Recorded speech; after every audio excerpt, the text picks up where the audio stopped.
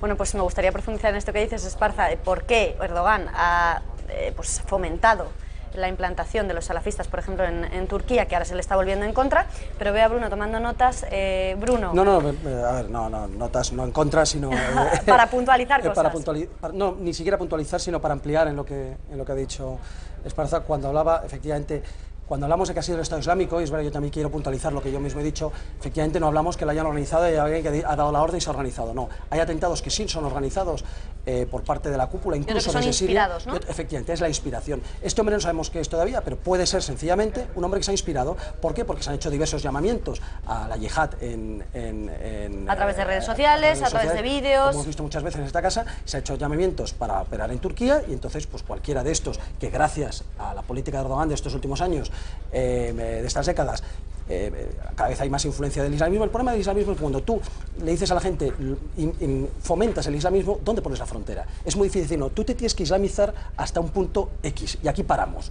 No, es que si yo cojo ¿Qué es lo que le está ocurriendo a Erdogan? No está fomentando esa islamización de la población, que Turquía hasta hace unos años parecía que estaba pues eso, más cercana a Europa, cada vez parece más alejada, y ahora se le está yendo de las manos y está sufriéndolo. Si os parece, vamos a recuperar esas declaraciones de Erdogan lamentando el atentado. Nos confirman que las tenemos, no las tenemos todavía, será en unos momentos, a ver si sí que podemos ver ese comunicado al que hacíamos referencia desde el inicio de esta tertulia, porque aunque no era necesario ese comunicado, sí lo ha habido por parte del Estado Islámico, y hay varios puntos que me gustaría analizar tanto con Bruno como con José Javier Esparza. ¿Lo tenemos, Raquel? No, me gustaría el comunicado, a ver si lo podemos... El comunicado no, bueno, pues repasamos ahora sí con un vídeo que tenemos preparado de cómo ha sucedido pues los principales hitos de este atentado de Turquía. Las sospechas de las autoridades turcas estaban bien fundadas. El grupo Estado Islámico ha reivindicado el ataque contra la discoteca Reina de Estambul, que mató a 39 personas durante la pasada Nochevieja. Las fuerzas de seguridad siguen buscando al autor de la masacre, que descargó 180 balas en el local y dejó allí el arma y su chaqueta, en los que no se han encontrado huellas dactilares. Los yihadistas han lanzado un comunicado en el que aseguran que uno de los soldados del califato fue quien perpetró la matanza. También la prensa turca se había hecho eco de esta hipótesis. Según uno de estos periódicos, podría tratarse de una persona de origen kirguiso-uzbeco que podría pertenecer a la misma célula responsable del triple ataque suicida en el aeropuerto de Estambul, en el que murieron 47 personas en junio. Los familiares de las víctimas han comenzado a llegar este lunes a la morgue, y las autoridades turcas enviarán hoy los cuerpos de los fallecidos extranjeros, más de 20, a sus países de origen. En los hospitales permanecen aún 46 personas heridas. Las sospechas de las autoridades... Esparza. Sí. Turquía. Hablaba antes con Bruno que no es lo mismo, aunque lo haya reivindicado el Estado Islámico, no es lo mismo un atentado en suelo turco que un atentado pues como el que vimos hace 10 días en Berlín, o el de Niza o el de París. ¿Por qué no es lo mismo si son los mismos autores, ¿no? Bueno, lobos solitarios o personas inspiradas por el Estado Islámico. Es un poco complicado explicarlo. Yo sé que Bruno va a estar de acuerdo conmigo, así que yo voy a hacer una primera aproximación que luego él va a ampliar. Que luego él va a ampliar. Porque no es sencillo, pero hay que entender lo siguiente.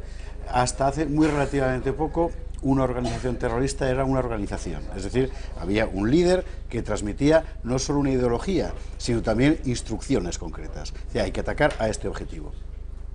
El terrorismo islámico, fundamentalmente a partir del momento del relativo desmantelamiento de Al-Qaeda, cambia completamente de orientación.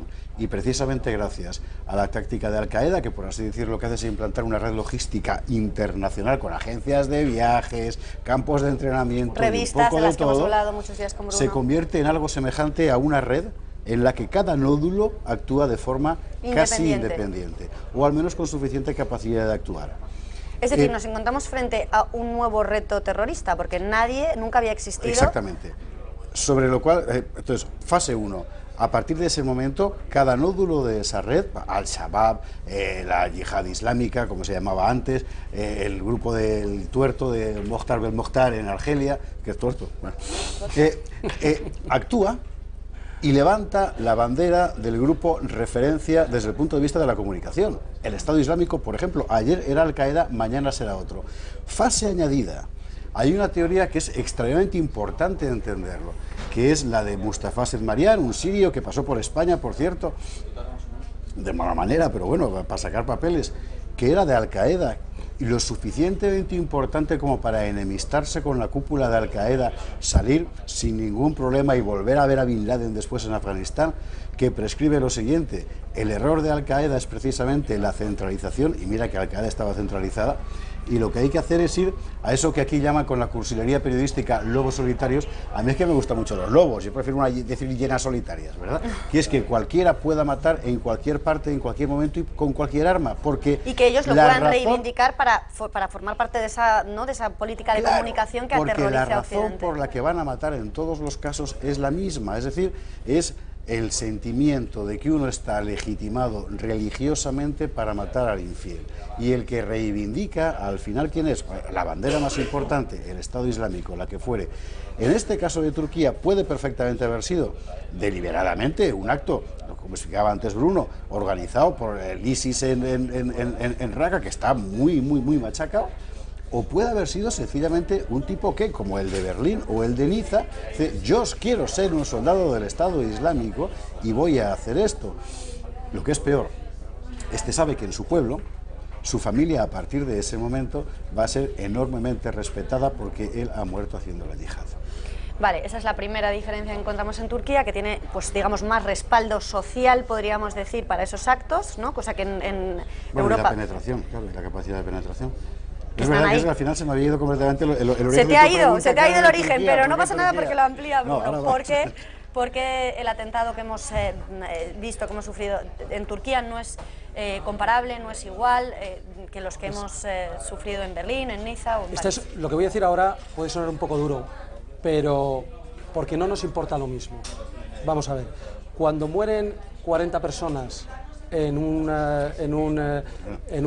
en un mercado en Bagdad. En Bagdad, o mañana en Sri Lanka, en una tormenta. Mueren 50 personas, o no nos enteramos, no nos entra por aquí y nos sale por ahí, porque no podemos asumirlo todo en primera persona. Y porque es tan común, ¿no? Es tan habitual. Y porque es común, pero lo primero nos pilla muy lejos. Y la verdad es que Turquía, por mucho que hay unos intentos de igualar Turquía al occidente euroatlántico, no lo es. No es el mundo occidental, hemos hablado muchas veces. Turquía no es occidental por mucho que lo parezca, o tiene ciertas similitudes, y hay turcos que sí lo son, etcétera. Pero Turquía no es la cultura, no es nuestra cultura. Por lo tanto, cuando hablamos de Europa, por mucho que Turquía forme parte de la Unión Europea, forme parte de Europa, geográficamente tenga un poco de Europa, ¿no?, en Estambul y la zona, y se está aproximando a Europa, y es de la OTAN. Y es de la OTAN también, claro. no es de nuestra cultura europea, eso primero. Segundo, porque es que Turquía ha sufrido ataques islamistas. Cuando el otro día atacan en Berlín, dices: Berlín, no había oído Berlín. Niza, no había ido a Niza. París, muy de cuando en cuando, una vez al año. Pero es que solamente el año pasado, solamente en 2016 y parte del 15, que es cuando empezaron al final del 15, las dos grandes guerras que tiene Turquía ahora, nuevas entre comillas, que son Estado Islámico y los kurdos que había estado durante muchos años con negociaciones, estaba parado, ha vuelto esa guerra y ha empezado la guerra del Estado Islámico. Solamente a lo largo del 2015-2016 llevan ya 11 atentados del Estado Islámico y 16, hablo de grandes atentados, 11 grandes atentados del Estado Islámico, 16 atentados kurdos, más otros 2 de comunistas, de organizaciones comunistas, que también es muy curioso, ¿no? Luego, no tiene que ver, es decir, es algo común. Cuando yo oigo Estambul en fin de año, no es que mire a otro lado, pero sencillamente no me impacta tanto humanamente, socialmente, porque... Bruno, no te impacta tanto, pero es que, repetimos, 27 de los fallecidos luego eran europeos. Claro, luego vas a ver la letra pequeña y ves quiénes son las bajas, etcétera. Pero los atentados, tenemos que tener en cuenta que por parte del Estado Islámico, en junio hemos tenido el atentado en el aeropuerto de Ataturk, que había 41 muertos, más que ahora estos 32, que es algo recurrente, pero hemos tenido 9, 1, 5, 10, 95 el año pasado en el atentado de Ankara. Y el 10 de diciembre... un grupo terrorista kurdo atentó en el estadio de fútbol cerca del estadio, en las afueras del estadio de fútbol de Estambul, produciendo 44 muertos y 160 heridos, ¿no? Es decir, que este no es ni de lejos el peor. No es ni el peor, ni es el primero, ni va a ser el último, es algo muy recurrente. Pues cuando decimos, ¿qué tienen de diferente?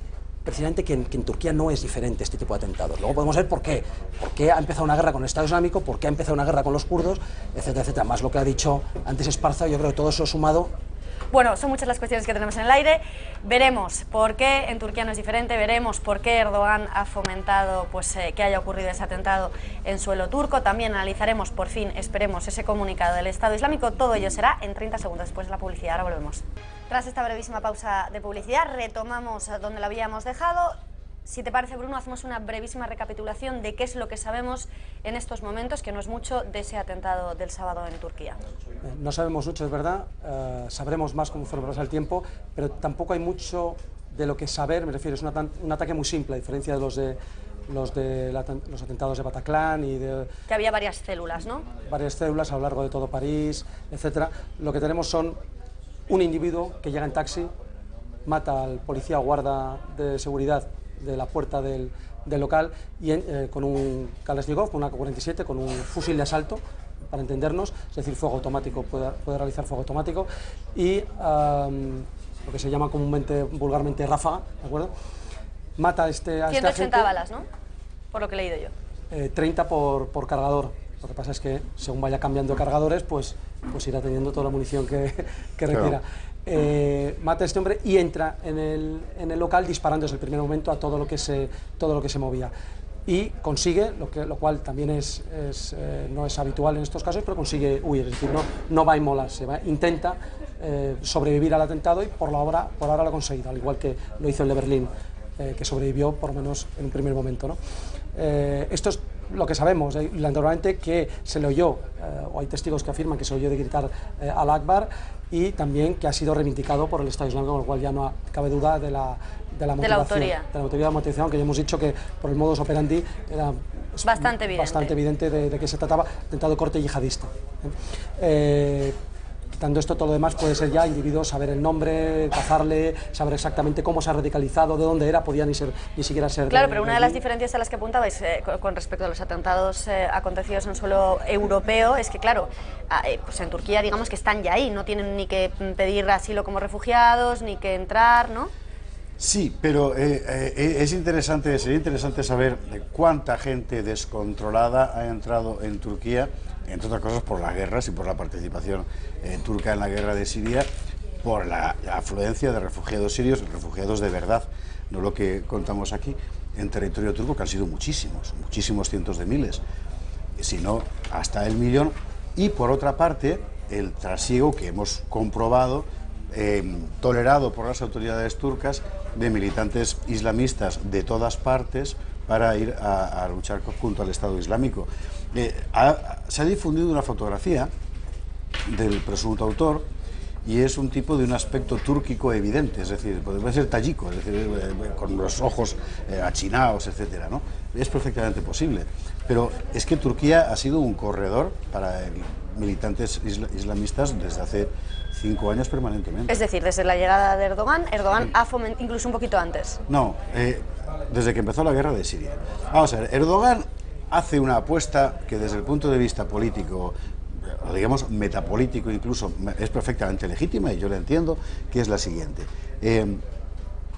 Nuestro país, Turquía, es el heredero del Imperio Otomano. El Imperio Otomano es el último califato regular y nosotros somos musulmanes. Lo lógico, decía Erdogan, es desmantelar un poco toda esta política occidentalista que iba contra nuestras tradiciones, contra nuestra identidad y nos estaba convirtiendo en lo que no somos, para recuperar nuestra auténtica tradición, que es la que sigue encontrándose en la gente que está en el pueblo, que está en el campo, que está en el interior. ¿Y esa era la realidad de Turquía? Es decir, la mayoría del pueblo era musulmán, pero absolutamente musulmán. ¿Pero musulmán sí. Radical o musulmán modernizado al modo que nos tenía acostumbrados hace 15, 20 años? El Islam en Turquía siempre ha sido muy heterogéneo, muchísimo, y la propia política turca es complicadísima, llena de sectas y de grupos secretos, y de verdad que es muy complicado, los gulenistas, en fin, ese tipo de cosas, ¿no? La cuestión es que el Islam dentro de sí tiene 3 contradicciones que son insuperables, porque son estructurales, desde su mismo origen. Es decir, primero, el hecho de que no se pueda separar lo político de lo religioso es una complicación, porque cuando tienes que someterte a un orden jurídico que no deriva de la Sharia, entras en contradicción, y el salafismo vive ahí. En segundo lugar, y esto es importantísimo, no hay un clero, es decir, no hay una autoridad que pueda declarar hereje al malo, sino que forma parte también del Islam. De tal forma que a efectos prácticos, cualquier ulema salvaje de Somalia tiene tanta autoridad como el más venerable sabio de la Universidad de Al-Azhar del Cairo. Zumbao radical tiene la misma autoridad que, pero claro, y además, que uno, digamos, bueno dentro del Islam. Y además objetivamente la tiene. Y en tercer lugar, como sigues permaneces atado a un texto del siglo VII que nadie puede cambiar con legitimidad suficiente, la justificación religiosa de la violencia sigue presente. Y esos tres contradicciones son propias del Islam, son estructurales, permanecen siempre y son su gran problema. Antes había estados que las habían conseguido neutralizar. Bueno, Marruecos ahora las ha conseguido más o menos neutralizar. Irak, Libia, Siria, los hemos roto. Entonces, cuando Erdogan empieza la política de reislamización del país, está metiendo eso. ¿Él podía controlarlo? En un país como Turquía, que era un país desarrollado, moderno, etcétera, sí, pero la complicación de todas las guerras alrededor en las que él entra, seguramente calculando mal los pasos, hace que de repente el Islam turco sea un Islam en buena medida exasperado, como lo podía ser en otros lugares. Y eso hace que la islamización de Turquía se le vaya de las manos en el sentido de que no puede controlar sus efectos.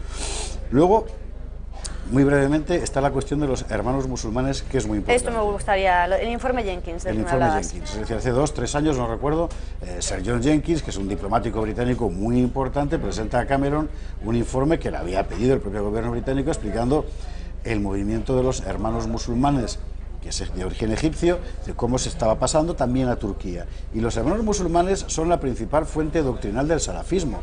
Y hay que recordar una y mil veces que no estamos hablando de un fenómeno criminal, sino de un fenómeno religioso-político, porque si no, no se entiende nada. Es decir, a un malo lo pillas.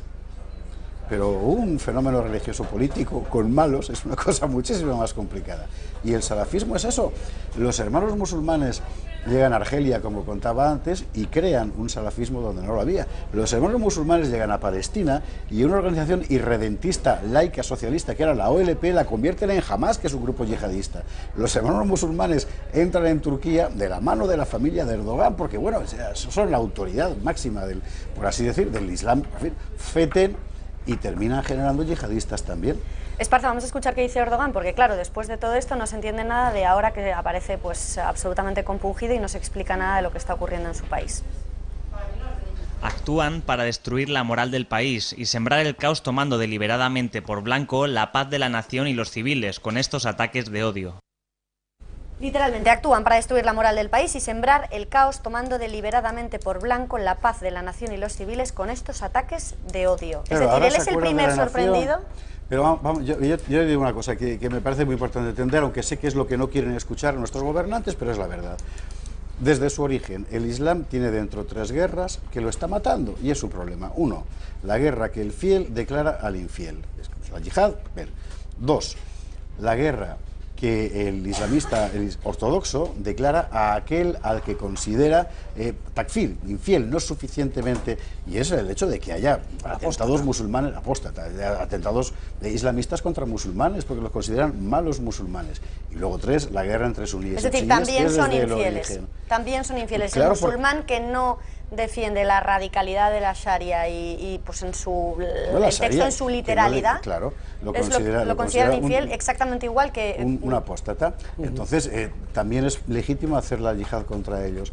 Y yo quiero recordar, hoy que estamos además de 2 de enero y aniversario de la conquista de Granada, que es que en España ya vivimos eso, porque las invasiones almorávides y almohades fueron invasiones de sectas fundamentalistas africanas contra un poder musulmán, el de aquí, que no iban contra los cristianos, que iban contra los reinos de taifas, que eran musulmanes, porque los juzgaban poco rigurosos en la aplicación del Islam, ¿no? Además, Esparza, ha habido un cambio, ¿no?, de posturas políticas de Erdogan en los últimos tiempos, porque antes digamos que era amigo de del Estado Islámico y que ahora el Estado Islámico atenta contra él mismo. Eso es un tema muy complicado. ¿Por qué ha cambiado de posición? ¿Qué ha hecho que Erdogan tenga que cambiar de rumbo y que se convierta él mismo en objetivo de los terroristas yihadistas? Y sobre esto yo creo que Bruno lo va a explicar con mucha más claridad que yo, pero desde mi punto de vista y muy sumariamente, el Estado Islámico nace como pieza en un contexto mucho más amplio que desde mi punto de vista es la redefinición del mapa de Oriente Próximo y Medio. A los Estados Unidos les viene muy bien hacer a los islamistas probar de su propia medicina y hacerlos estallar en 1000 grupos, que es por otra parte lo que prescribía Huntington en El choque de civilizaciones, de un modo u otro. Es decir, que... Pero cuando no solo tienes que crear caos, que generar caos, sino que gestionar el post-caos, las cosas se ponen muy complicadas. Y finalmente Erdogan se ha visto defraudado por Europa, defraudado por Estados Unidos y ha buscado la alianza de Rusia. Y a partir de ahora se ha creado una situación realmente de incertidumbre absoluta. Sí, totalmente de acuerdo. Yo creo que el tema de si Erdogan hubiera seguido apoyando al Estado Islámico, ¿cómo le apoyaba? ¿Cómo le apoyaba? Hay informes que no están contrastados sobre apoyo financiero y de formación directa. No nos vamos a meter porque no es algo que esté... ¿De formación directa? Cuando dices formación de miembros, de guerreros, de soldados del Estado Islámico. Pero en terreno, o sea, en territorio turco, se formaba a algunos de los terroristas del Estado Islámico. En territorio turco, en zonas de la frontera, formación de terroristas, financiación de los grupos del Estado Islámico formalmente, agentes del servicio secreto y de fuerzas especiales que habían pasado fronteras. Se habla desde hace años para formar también y asesorar al Estado Islámico. Todo esto vamos a dejarlo en un puede ser. Lo que sí es seguro, y esto es incontrastable, es que el Estado Islámico, la principal fuente de financiación, la principal durante estos años, ha sido el petróleo. ¿Y el petróleo por dónde pasaba? Principalmente por Turquía. Y lo que también... ¿Les ha cortado el grifo? Ahora mismo les está cortando el grifo porque ya la guerra abierta ya ha estallado entre ellos, pero durante los 4 años que ha habido de noviazgo entre el Estado Islámico y Turquía, Turquía compraba el petróleo del Estado Islámico, y esa fuente de financiación ha permitido que el Estado Islámico operara perfectamente aquí y que influenciara mucho fuera, por lo tanto que nos atacara a nosotros, y eso era gracias a Turquía. Cuando digo Turquía, hablo también del gobierno turco, porque la gran acusación contra Erdogan, principalmente basada por Putin, ahora son amigos, ahora no lo diría, ahora se arrepentirá de haberlo dicho, pero ya lo dijo y dio pruebas de que la familia Erdogan está detrás de las navieras que con sede en Malta transportan y han transportado el petróleo del Estado Islámico. Lo dijo, pero yo, que a lo mejor estoy yo un poco espesa y no me estoy enterando, pero me imagino que a los espectadores les pasa lo mismo. Yo quiero saber cuál es el punto de inflexión que hace que Erdogan decida pues dejar de comprarle, por ejemplo, el petróleo al Estado Islámico.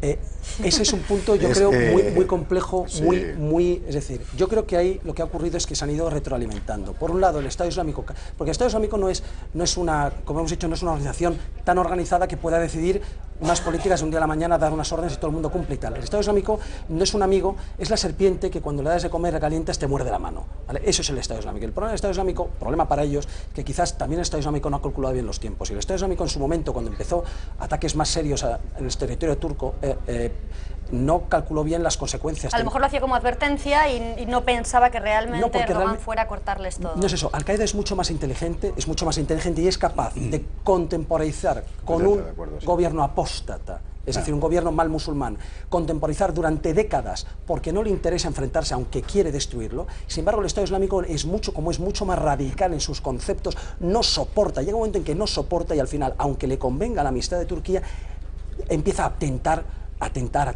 Eso, además, se junta a la presión internacional, que se descubre todo el tráfico de petróleo, que se habla, que se publicita, y al final Erdogan tiene que cortar. Y tiene que cortar también el tráfico, que también lo hemos dicho, no solamente de petróleo, sino de yihadistas de toda Europa, de todo el mundo, hacia el Estado Islámico. 30.000 combatientes extranjeros tiene el Estado Islámico y han pasado la mayoría por Turquía. Y los que vienen a atentar después vienen por ahí, no solamente los que retornan, sino los mismos sirios que se mezclan con los refugiados. Con lo cual Turquía ha estado ayudando mucho. Ha empezado a cortar eso, con lo cual cada día que corta eso, el Estado Islámico tiene menos limitaciones estratégicas para dejar de hacer lo que realmente quiere, que es destruir otro gobierno apóstata. Ya el colmo es el pacto con Putin, que les ataca directamente, porque en el pacto, el último pacto con Putin, lo que hay es quién no se beneficia de ese alto el fuego. Al-Qaeda, llamémoslo como queramos, pero es Al-Qaeda y el Estado Islámico. Por lo tanto, el Estado Islámico ya con Turquía tiene ya pocos lazos. Expresamente excluidos del pacto. Se ha roto ya esa temporada de bonanza, se ha roto ya durante el 2016 increscendo, pero me temo que 2017 para Turquía con el Estado Islámico y también con esa nueva guerra con los kurdos va a sufrir no lo mismo, sino mucho más. Esperemos que no, pero nada indica que no vaya a ser un 2017 a lo mejor doble de malo. Bueno, Bruno, nos hablas de un gobierno, de un Estado apóstata, que es algo de lo que te ha llamado a ti mucho la atención en ese comunicado de reivindicación del Estado Islámico, un comunicado que dices no es habitual que el Estado Islámico reivindique habitualmente pues los atentados que comete en Turquía. Literalmente... Precisamente por lo que hemos dicho, de que durante estos años... Tampoco le interesaba reivindicarlo, Exacto. le interesaba que estuviera ahí como entre, bueno, hemos sido nosotros, pero tampoco lo confirmamos del todo. ¿Por qué? Con eso evitaba, por un lado, la respuesta masiva del Estado turco, porque no llega a haber prueba en muchos de ellos, y en segundo lugar, porque hay que recordar que tras estos largos años de Erdogan en el poder, antes de empezar los atentados, cuando ya habían empezado los atentados, y ya había habido varios atentados masivos en el Estado Islámico, en suelo turco, el apoyo, hubo una encuesta que demostraba que el apoyo de la población turca al Estado Islámico era superior al 10%. Superior al 10%, que dicen en una encuesta, me mola, me gusta, les apoyo. Suma eso las zonas grises, de esos que no los apoyan, pero en el fondo... No vas a decir que no lo van a que decir, sí, pero me alegro. Y luego los que tienen miedo de decirlo en una encuesta, que si lo piensan, pero dicen... Sí. Por lo tanto, hay un apoyo muy grande.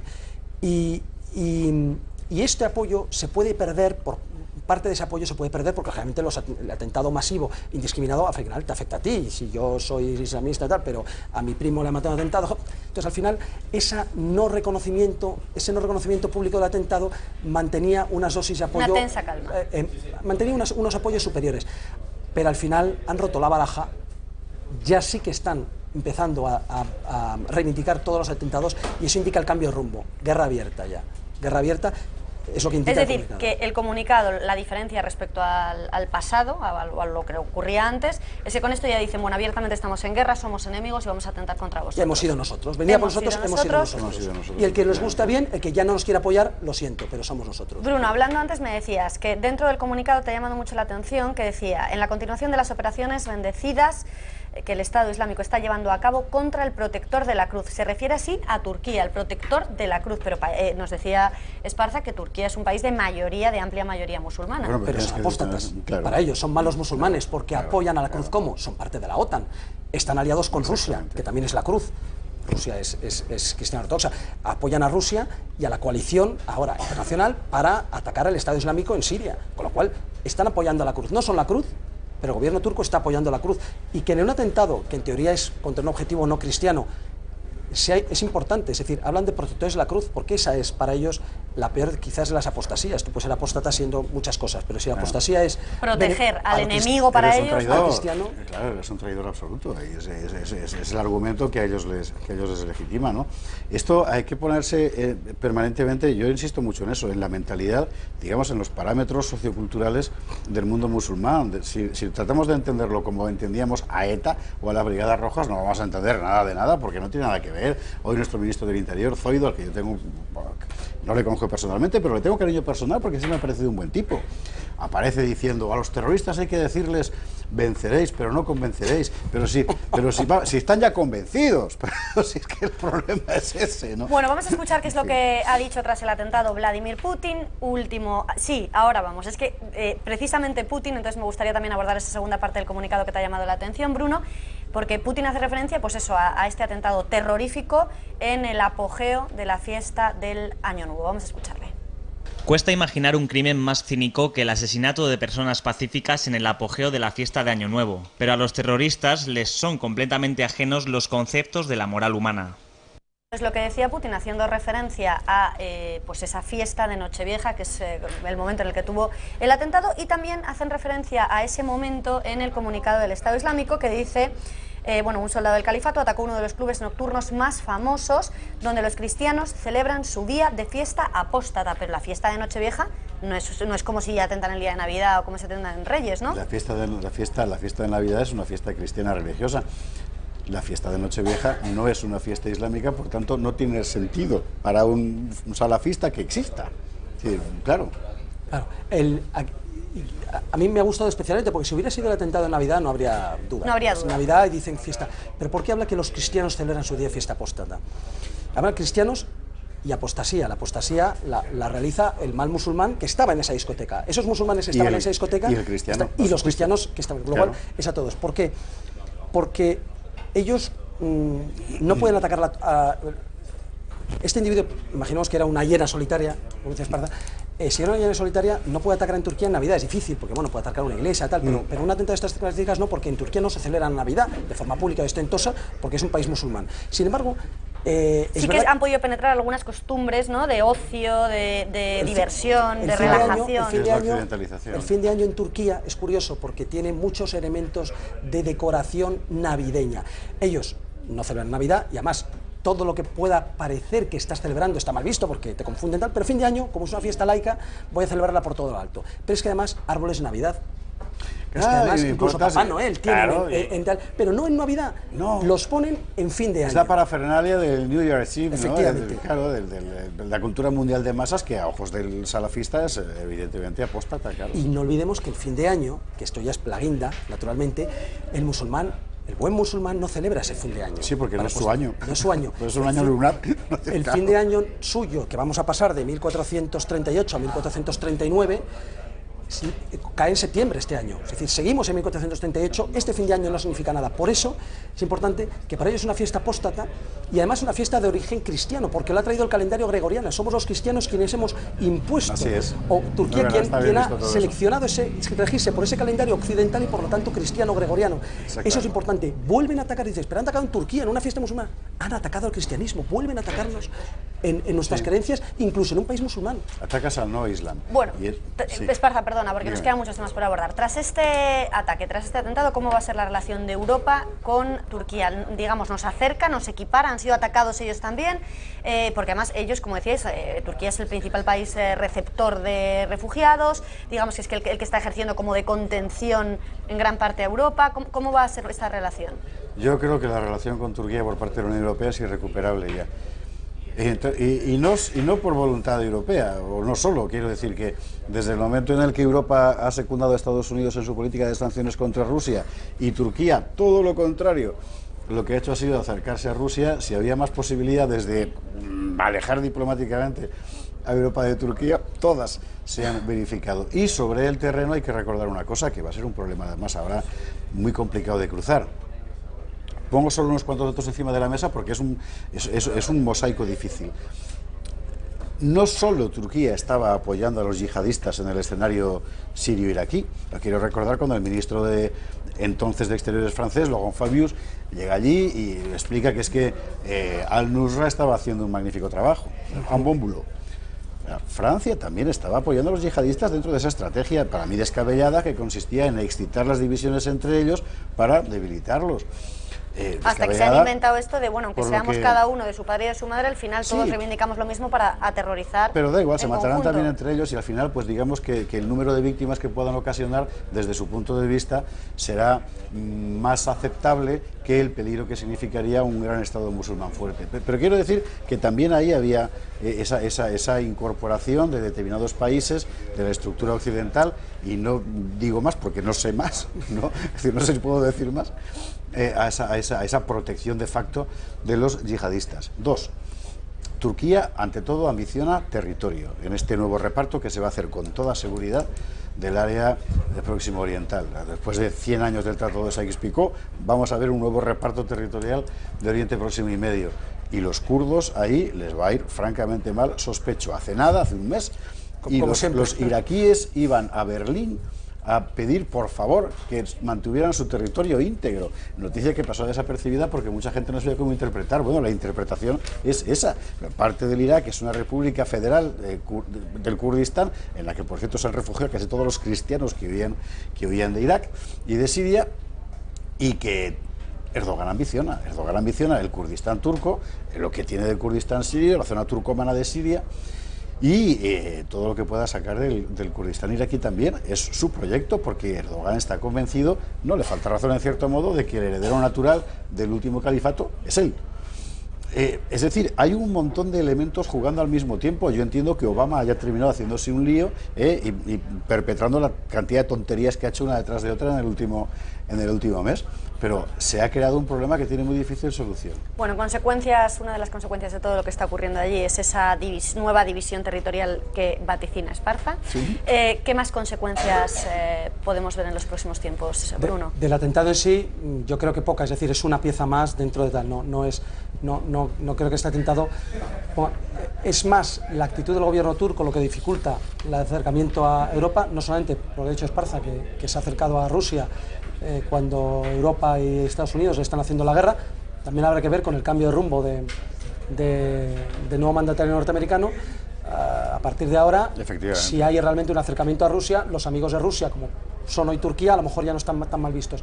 Pero es que sobre todo lo que ha cortado ahora, en la última, lo que cortó las relaciones con Turquía para la Unión Europea, fueron su deriva islamista. ¿Cuál es el problema? Que Europa cada día es más buenista, con lo cual lo que hoy hemos dicho no, el año que viene, 2018 por ejemplo, podemos decir, vamos a darle otra oportunidad, sin que haya cambiado. O sea, que hace poco hayan estado debatiendo si las mujeres violadas podían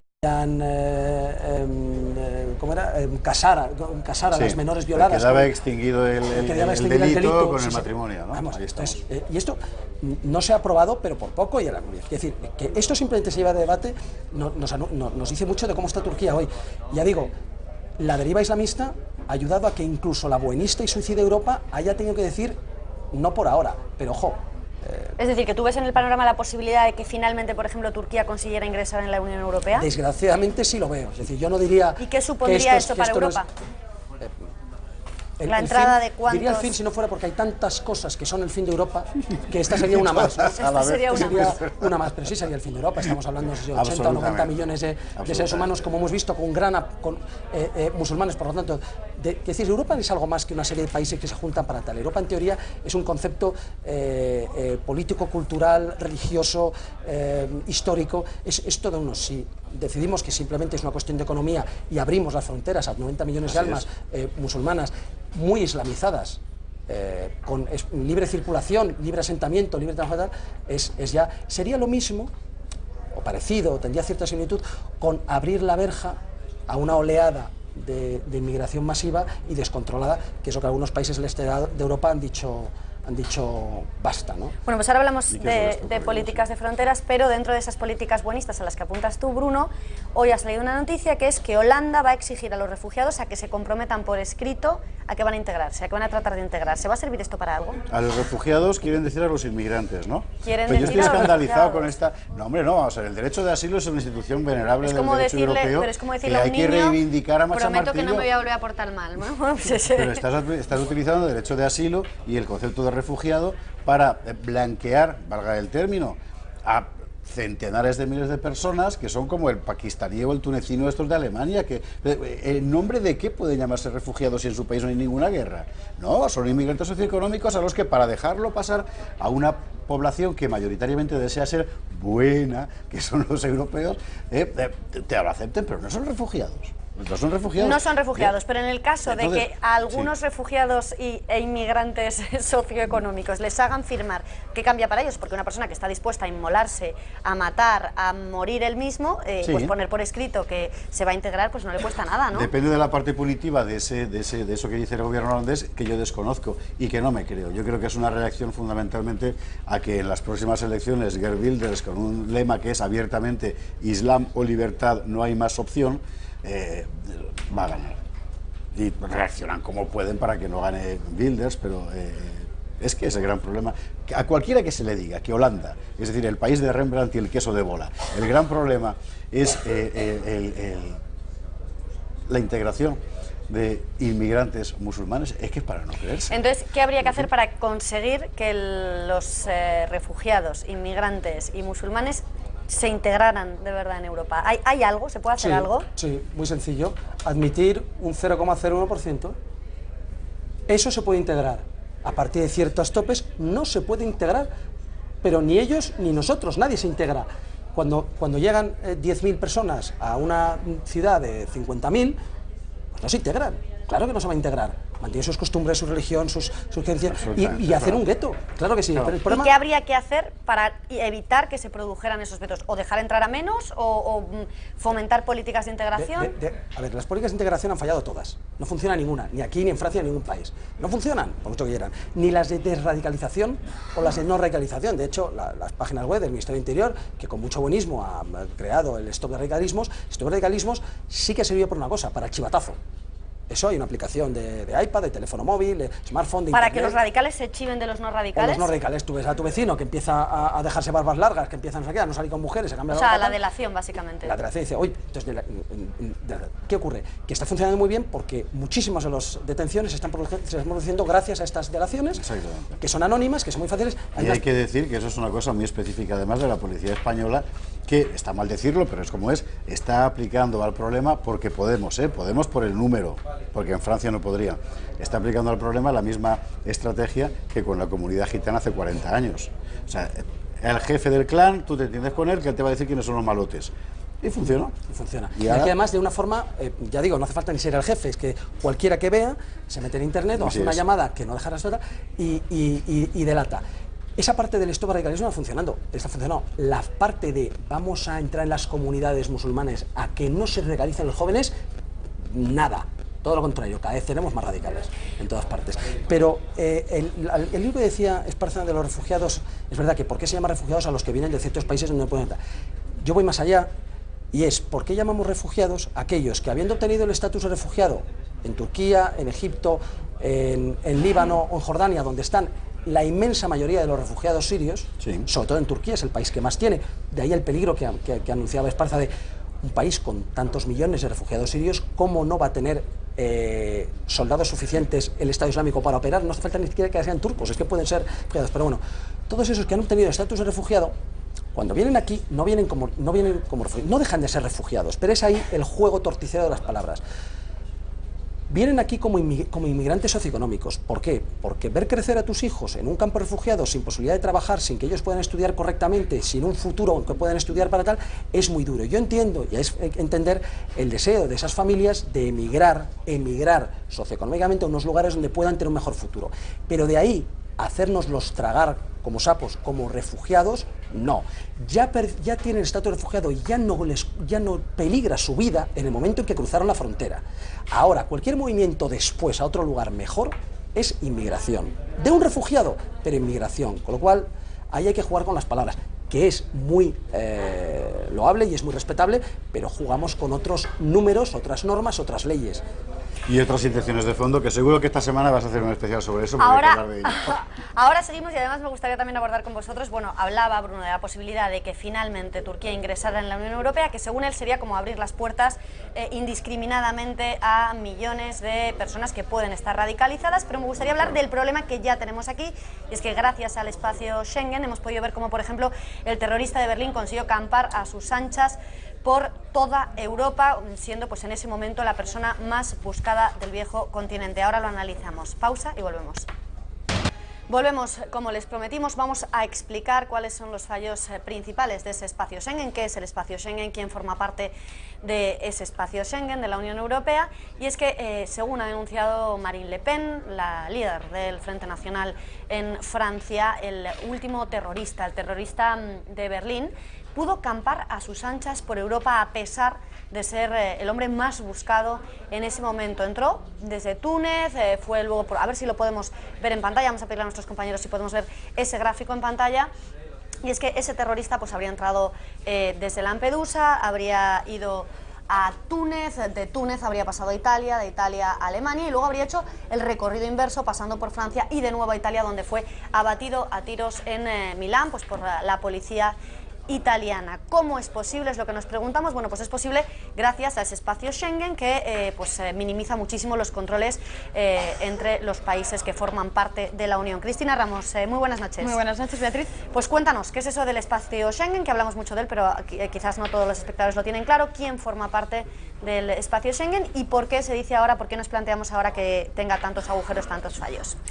Bueno, pues según lo define el Ministerio de Exterior, Schengenland es la denominación dada al territorio que comprende aquellos estados de la Unión Europea que han acordado la creación de un espacio común cuyos objetivos fundamentales son la supresión de las fronteras entre estos países, la seguridad, la inmigración y la libre circulación de personas. ¿Qué países forman este espacio Schengen? Bueno, pues a día de hoy lo forman 26 países, de los cuales 22 son miembros de la Unión Europea.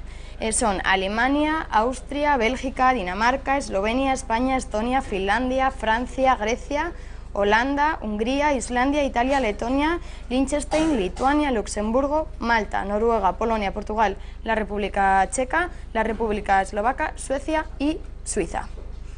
¿Y por qué hablamos ahora de estos fallos del espacio Schengen? Bueno, pues a raíz de este atentado de Berlín y sobre todo el hecho de que el terrorista pudiera acampar a sus anchas dentro de la Unión Europea, porque ha conseguido pasar, como sabemos, 2 fronteras sin ser detectado, ha dado argumentos a los adversarios de la Unión Europea, como la francesa Marine Le Pen, que reclama el fin del acuerdo Schengen, que, como decíamos, garantiza esta libre circulación de personas y la mercancía entre los países firmantes. Es más, el hecho de que el asesino de Berlín pudiera residir en Alemania en situación de limbo administrativo, porque pesaba sobre él una orden de expulsión que no se ejecutó.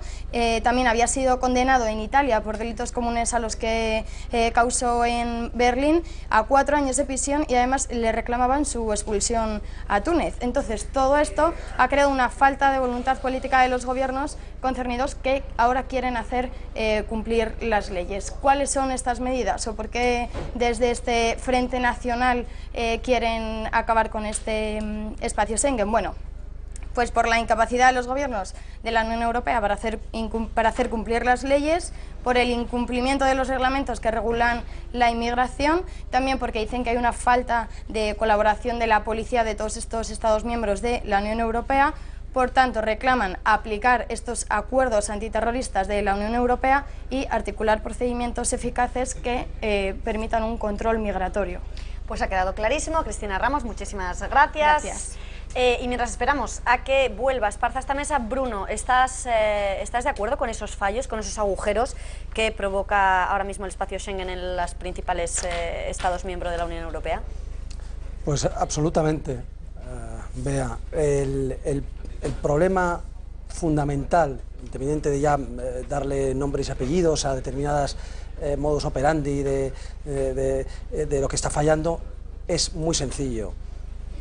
Yo tengo un espacio con una frontera exterior, ¿vale?, dentro de esos países que forman parte de Schengen, y dentro quito las fronteras. Quito las fronteras porque no las necesito, somos todos buena gente que ha sido controlada en su... O son ya de dentro, con lo cual, oye, son de dentro, están bien controlados, o porque vienen de fuera y han sido bien controlados, y si están es porque pueden estar, ¿vale? Entonces yo quito las fronteras interiores, la idea es muy bonita, quito las fronteras interiores, todo paz y amor, somos todos uno, pero yo mantengo simplemente una potente frontera exterior. El problema es que no existe esa potente frontera exterior. No existe ninguna frontera exterior en algunos puntos, es absolutamente un coladero.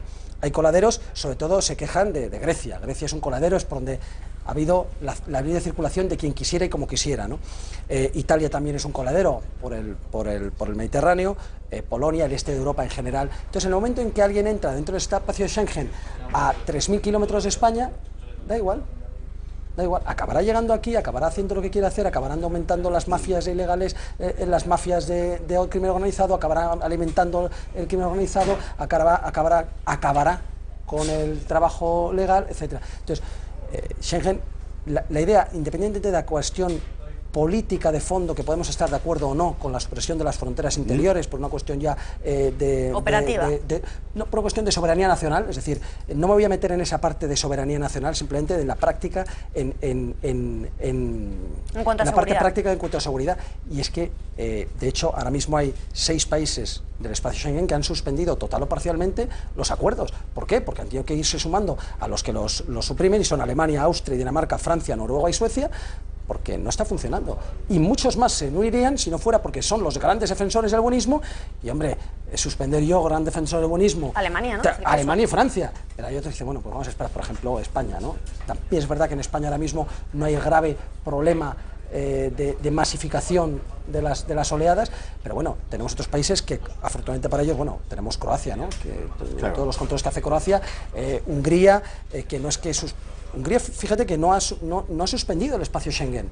Hungría no lo ha suspendido, está cumpliendo a rajatabla. Le acusan de todo, pero lo cumple a rajatabla. Pero Francia, que lo ha suspendido, no lo dicen nada. Claro. Alemania lo ha suspendido y Hungría dice, pero Hungría no le veo en la lista. No, señores, eso no está. Simplemente está cumpliendo la normativa legal europea. Si todos los países cumplieran la normativa legal europea en su frontera exterior, quizás funcionara en cuestión de seguridad. Ya digo que políticamente quizás Esparza quiera comentarlo.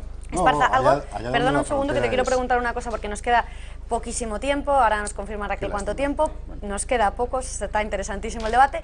Algo que por lo menos en mi entorno a mí me han preguntado muchísimo y es cómo es posible que un terrorista que acaba de atentar en Berlín, del que se conoce su cara, que no es europeo, ni es, o sea, podrá ser residente o habrá pedido asilo, pero no es un ciudadano europeo, pueda acampar a sus anchas, pasar de Alemania a Francia, de Francia, todo esto con alerta antiterrorista, de Francia a Italia, y que bueno, en Italia, por casualidad y porque la policía se lo encuentra, le pega 3 tiros. ¿Cómo es posible? ¿Esto es gracias al espacio Schengen? Claro, porque tú ahora pasas a Francia o pasas a Alemania o pasas a Italia, no hay una frontera en la que como antes tienes que enseñar el carnet de identidad. Y es así de elemental, el espacio Pero Schengen tienes que enseñar consistía en eso. el carnet de identidad, eso sí lo tienes que enseñar. La frontera de España con Francia en Bayona, por ejemplo, Te lo pueden pedir.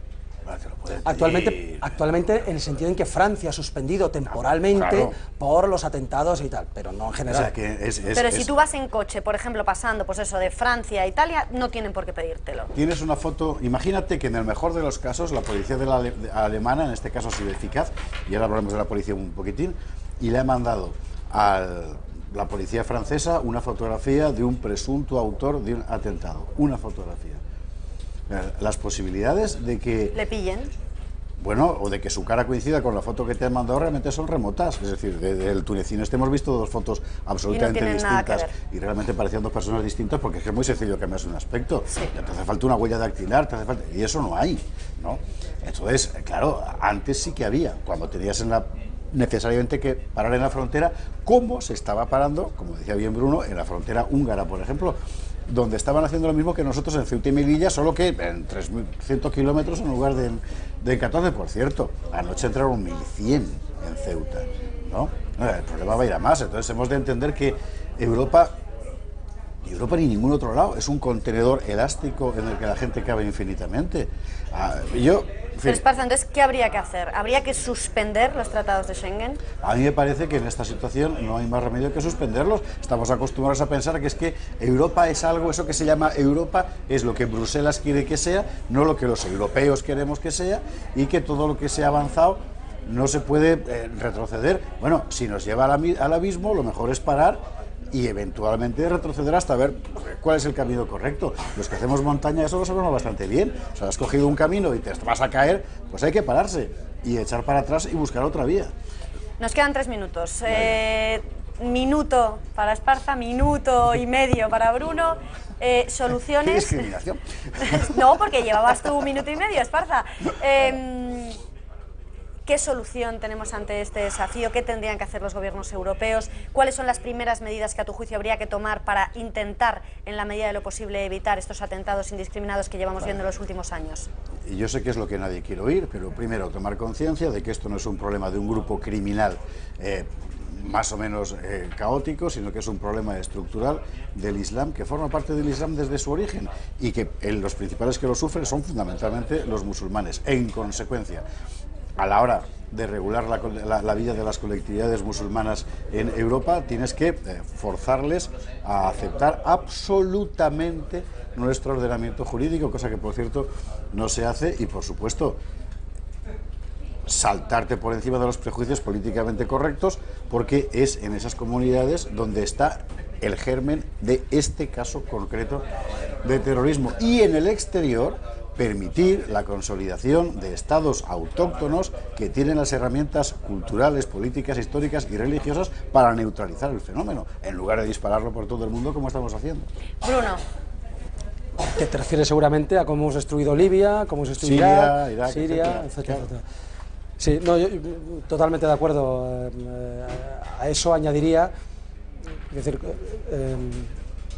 anular el Schengen, suspender el Schengen, pero suspenderlo a nivel europeo, es decir, acabar con Schengen, volver a las fronteras nacionales, de tal forma que doblemos, tripliquemos, cuadriplicemos las posibilidades, la seguridad y el control, y eso no es algo malo, es decir, no estamos hablando de hacer la frontera entre Cataluña y el resto de España, o para salir a Madrid, estamos hablando de las fronteras nacionales, que ha sido toda la vida así y no pasa nada, ¿no? Y nadie se va a morir por ello. Luego, suspender el Schengen, como hay otros países que lo han suspendido, aplicar la ley estrictamente en las fronteras, que es lo que no se hace, y cuando un país lo hace se le echan encima, y naturalmente tenemos un problema, y es la gran masa que ya ha entrado, que tiene una tasa de natalidad más alta y que de alguna forma hay que dar salida a eso, y francamente no va a ser por medio de integración. Ya que nos tenemos que ir, me gustaría mandar un caluroso recuerdo y que todos los que nos están viendo también lo tengan en mente para estas Navidades que han pasado de fin de año, sobre todo para Reyes, de todos aquellos militares, guardias civiles y policías que están en estos momentos sin sus familias, lejos de sus familias, precisamente para que nosotros hoy podamos disfrutar de ellas. Pues con esa despedida, por supuesto, a la que nos sumamos también Esparza y yo, les dejamos, eso sí, en las mejores manos, porque se quedan con el cine clásico de Intereconomía, Me enamoré de una bruja, película a continuación. Nosotros volvemos mañana. Gracias y buenas noches.